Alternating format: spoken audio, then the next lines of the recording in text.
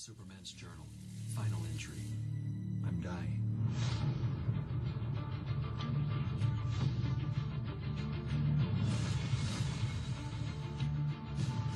My turn. Hi, Bruce. Hi, how you doing? Rennie Cowan on behalf of the Superman homepage. Cool. Great to see you. You too. So this is a very anticipated film. Everybody's been waiting to see this because it's so revered by the fans. Yeah. Everybody puts it on a pedestal. And I'm very excited to see it. Cool. So I'm wondering, seeing as how this is such a huge story and everyone's calling it the greatest Superman story ever told, you know, do you feel that this really is hyped? I mean, really is one of the greatest stories ever told, in your opinion? I honestly do. It is my favorite Superman comic of all time. I mean, when the story was being serialized issue by issue, I just devoured every issue. I thought it was just magic. 12 issues of just pure magic, and so it was kind of scary at the thought of adapting it into animation, knowing the limitations of animation and the limitations of the set time frame that we can only do the movie in. I think we caught a lot of the magic of the comic.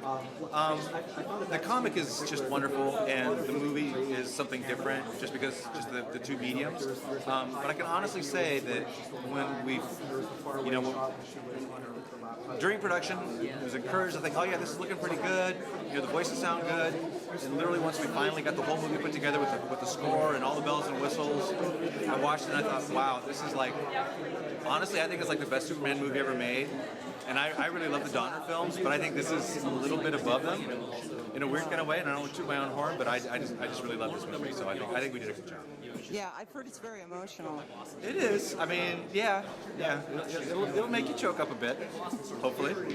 So going back to how you said, you were a little worried about, adapting this into a film because it's such a huge story. Yeah. Do you feel that 76 minutes really gives it justice? I mean, I think, again, there's only so much you can do in 70 minutes. We definitely boiled it down to a straightforward, coherent narrative. The series is wonderful, but it's very episodic. It goes off in weird tangents and has these little arcs and stuff that are pretty much like standalone stories.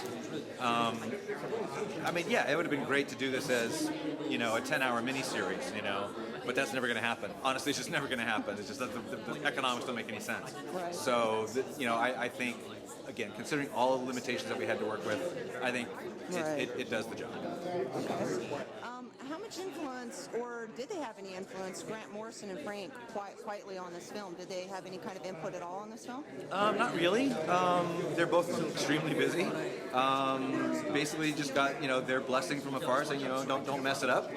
And I was very relieved when I finally spoke to Grant about it after he'd seen it. He was super excited. He loved it. So I felt.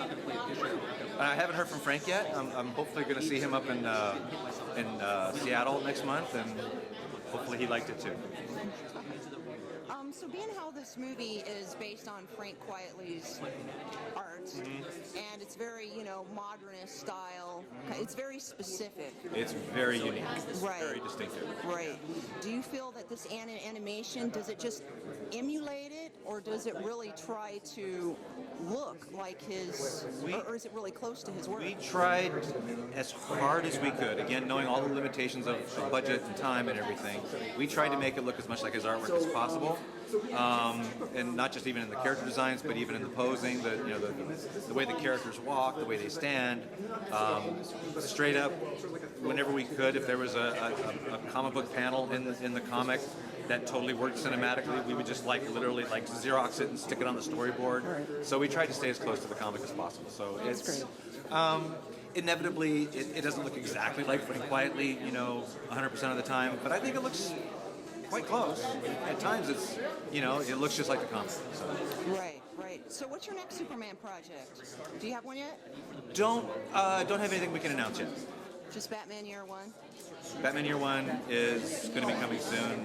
We got the Green Lantern anthology movie, Emerald Knights, coming out soon, and got some really cool things planned for after that, but nothing I can talk about. All right. Well, thank you very much on behalf of Superman homepage. Thank you. I look forward to seeing it.